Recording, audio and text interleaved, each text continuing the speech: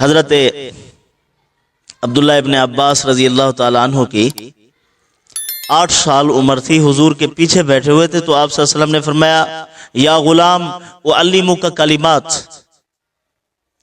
اے بچے میں آپ کو چند باتیں بتاؤں؟ فرمایا یا رسول اللہ ضرور بتلائیے۔ آپ صلی اللہ علیہ وسلم نے فرمایا احفظ اللہ یحفظک، اے بچے اللہ کے احکامات کی حفاظت کر، اللہ تعالیٰ تجھے محفوظ فرما دیں گے۔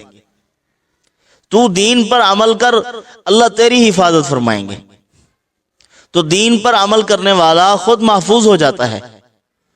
تو آگے فرمایا کہ اگر ساری امت لو اجتمعت علی ان ینفعوک لم ینفعوک بشیء، اگر ساری امت جمع ہو جائے کہ تجھے کوئی نفع پہنچا سکے تو نفع نہیں پہنچا سکتی مگر اتنی الا ما کتب اللہ لک، جتنی اللہ نے تیرے لیے لکھ دیا ہے وہی لکھا ملے گا۔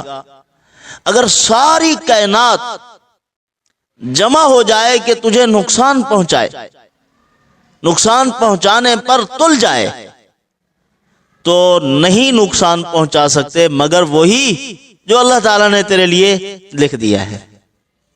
آگے حضور نے ارشاد فرمایا اذا سألت فاسأل اللہ، اگر سوال کا موقع آئے تو اسی ذات سے سوال کر، اپنی احتیاج اسی ذات کے سامنے رکھ، اپنی ضروریات اسی سے مانگ، اپنا دامن اسی کے سامنے پھیلا، دستے طلب اسی کے سامنے دراز کر، بندوں کے سامنے مت پھیلا۔ بندے ذلیل کرتے ہیں، بندے رسوا کرتے ہیں۔ دن قیامت کے سوال کرنے والے کے چہرے پر ہڈیوں کا ڈھانچہ ہوگا، وہ اس کے چہرے پر گوشت نہیں ہوگا، اسی لیے کہ اس نے اشرف الاعضاء چہرے کو ذلیل کیا تھا بندوں کے سامنے، لوگوں سے مانگتا پھرتا تھا ہر وقت۔ تو فرمایا اذا استعنت فاستعن باللہ، جب مدد طلب کرے تو اسی سے مدد طلب کر، بندوں سے کچھ نہیں مانگنا، بندوں سے مدد طلب نہیں کرنی۔ یہ ڈوبے بیڑے، ڈوبی ہوئی کشتیاں یہ نہیں اٹھا سکتے، خدا اٹھاتا ہے۔ تو جب بھی موقع آئے تو غیر کی طرف نظر نہیں جانی چاہیے، اللہ کی ذات عالی کی طرف نظر جانی چاہیے۔ جو آپ کے مقدر اور نصیب میں لکھا ہوا ہے تو وہ اللہ تعالیٰ نے لکھ دیا ہے۔ وجفت الاقلام، اللہ پاک نے وجفت الصحف رفعت الاقلام، کلمے اٹھا لی گئی، صحیفے خشک ہو گئے ہیں، جو لکھنا تھا، جو آپ کا مقدر تھا وہ ہو چکا ہے۔ تو اب اللہ تعالیٰ کی ذات پر بھروسہ کرنا چاہیے۔ حضور صلی اللہ علیہ وسلم نے اس سے بھی منع فرمایا ہے، جو لوگ کہتے ہیں کہ میں یوں کرتا تو یوں ہو جاتا، فرمایا یوں کچھ نہ ہوتا آپ کا، نہ آپ یوں کر سکتے تو نہ آپ کا یوں ہوتا، جو آپ کے مقدر میں لکھ چکا ہے وہ ہو کے رہتا۔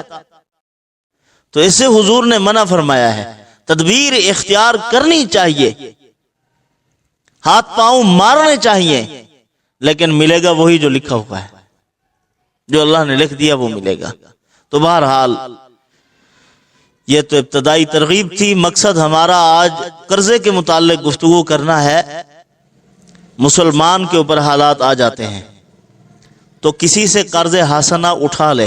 حدیث پاک میں ہے جو آدمی صدقہ کرتا ہے تو اس کو 10 گنا ثواب ملتا ہے، جو آدمی کسی کو قرض دیتا ہے 18، اللہ پاک اس کو 18 گنا ثواب عطا فرماتے ہیں۔ صدقے میں اپنی ضرورت مد نظر ہوتی ہے کہ میری مصیبت ٹل جائے، میرا فلاں کام ہو جائے، اور قرضے میں دوسرے کی ضرورت مد نظر ہوتی ہے۔ تو اسی طرح قرض کی ضرورت پیش آ جاتی ہے، جو آدمی مقروض کو اس کی پریشانی کی وجہ سے، اس کی محتاجی کی وجہ سے مہلت دیتا ہے، اتنی قیمت روزانہ صدقہ کرنے کا اللہ پاک ثواب عطا فرماتے ہیں۔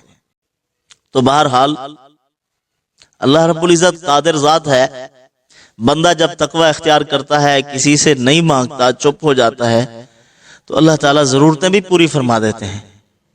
پہلا رجوع اللہ کی ذات کے ساتھ ہونا چاہیے۔ قرض بھی مانگ رہے تو اسی سے مانگو۔ آج 100 در آدمی گزر جاتا ہے لیکن قرضہ نہیں ملتا۔ اس پر ایک واقعہ سناتا ہوں آپ کو۔ ایک محدث تھے، ان کے پاس ایک شاگرد پڑھا کرتا تھا۔ وہ شاگرد جو ہے وہ بھوک سے مر رہا تھا بیچارہ، بہت مشکل حالات تھے، بہت پریشان تھا متقی۔ اس کے دل میں خیال آیا کہ اتنی مجبوری کی حالت میں مردار کھانے کی بھی گنجائش ہے زندگی بچانے کے لیے، تو کسی سے چھین کر کھانا بھی جائز ہے۔ تو اس کو خیال آیا آج اٹھ کے کسی نہ کسی کے گھر سے جا کے وہ اٹھا لیتا ہوں۔ وہ وہیں سے اٹھے، ایک گھر سے محسوس ہو رہا تھا کہ یہاں کھانا پک رہا ہے، خفیہ طور پر اس گھر کے اندر داخل ہوئے اور ڈھکن اٹھایا دیگچی سے، تو اس کے اندر بینگن ابل رہے تھے۔ انہیں بیگن اٹھایا، منہ میں لیا، اللہ کا خیال آ گیا، غیرت آ گئی، کہا کہ حرام نہیں کھانا۔ پھر اس کو اس دیگچی میں ڈال دیا اور روانہ ہو گئے۔ محدث سے وقت پڑھا رہے تھے، اس کا دماغ اتنی بیچارے کا بھوک کی وجہ سے پریشان تھا کہ بیچارے کو کچھ سمجھ نہیں آ رہی تھی، استاد کیا پڑھا رہا ہے اور میں کیا پڑھ رہا ہوں۔ ایسے اوقات تھے، غربت تھی، فقر تھا، تو آ کے کلاس میں بیٹھ گیا۔ جب پڑھائی ختم ہوئی سارے بچے اٹھ کے چلے گئے، یہ بچہ بیٹھا ہوا ہے۔ تو اسی وقت اسی دوران ایک عورت برقعے میں آئی اور اپنے بوڑھے چچا جان کو بھی ساتھ لے کر آئی، آ کر محدث سے کچھ باتیں کی، اور محدث وقت نے دائیں بائیں دیکھا تو اسی بچے پر نظر پڑی۔ تو اس نے اس بچے کو بلایا، فرمایا کہ بیٹا آپ کی شادی ہو گئی ہے؟ انہوں نے کہا نہیں۔ کہا یہ بچی ہے، ایک بیوہ ہے، تو یہ شادی کرنا چاہتی ہے، اپنے چچا جان کو بھی ساتھ لے آئی ہے، گھر میں کوئی کام کرنے والا نہیں ہے، تو یہ بیچاری پریشان ہے، آپ اس کے ساتھ شادی کر لیں۔ محدث وقت نے اپنی جیب سے پیسے دے کر اس کا حق مہر ادا کیا، اس نوجوان کا نکاح کر دیا اس عورت کے ساتھ، وہ اس کو اپنے گھر میں لے گئی۔ جب گھر میں پہنچی تو اس نے اپنے شوہر سے کہا کہ میں آپ کے لیے کیا تیار کروں؟ اس نے کہا جو تیار ہے وہ لے آؤ۔ بھوک سے بیچارہ مرتا تھا، وہ گئی، اس نے ڈھکن اٹھایا، اس نے کہا کہ آج محسوس ہو رہا ہے کہ ہمارے گھر میں کوئی آیا تھا، یہ بینگن ہے، اس پر دانت لگے ہوئے نظر آ رہے ہیں۔ تو اس نے اپنا واقعہ سنایا، تو اللہ تعالیٰ نے وہ بیگن بھی کھلا دیے اور بیگم بھی عطا فرما دی تقوی کی برکت سے۔ تو یہ اس کا تقوی تھا، اللہ نے عطا فرما دیا۔ جب آدمی خود تقوی اختیار کرتا ہے، بچنے کی کوشش کرتا ہے، تو اللہ پاک بچا لیتے ہیں۔ آپ صلی اللہ علیہ وسلم نے فرمایا اے علی آج آپ پریشان نظر آ رہے ہیں، تو فرمایا یا رسول اللہ کوئی پریشانی ہے؟ حضور نے فرمایا کہ یہ وظیفہ پڑھ لو، یہ وظیفہ کوئی غم، کوئی ہم، کوئی مصیبت نہیں چھوڑے گا۔ وہ کیا ہے؟ آسان سا، ہر مسلمان کو آتا ہے، لا حول ولا قوت الا باللہ العلی العظیم۔ یہ 100 مرتبہ روزانہ پڑھ لیا کرو، کوئی غم نہیں بچے گا، ساری پریشانیاں دور ہو جائیں گی۔ اسی طرح اگر آدمی مقروض ہے، قرضوں میں گھرا ہوا ہے، تو یہ دعا مسنون ہے، حضور نے ایک صحابی کو سکھلائی تھی، ان کا سارا قرضہ اتر گیا تھا۔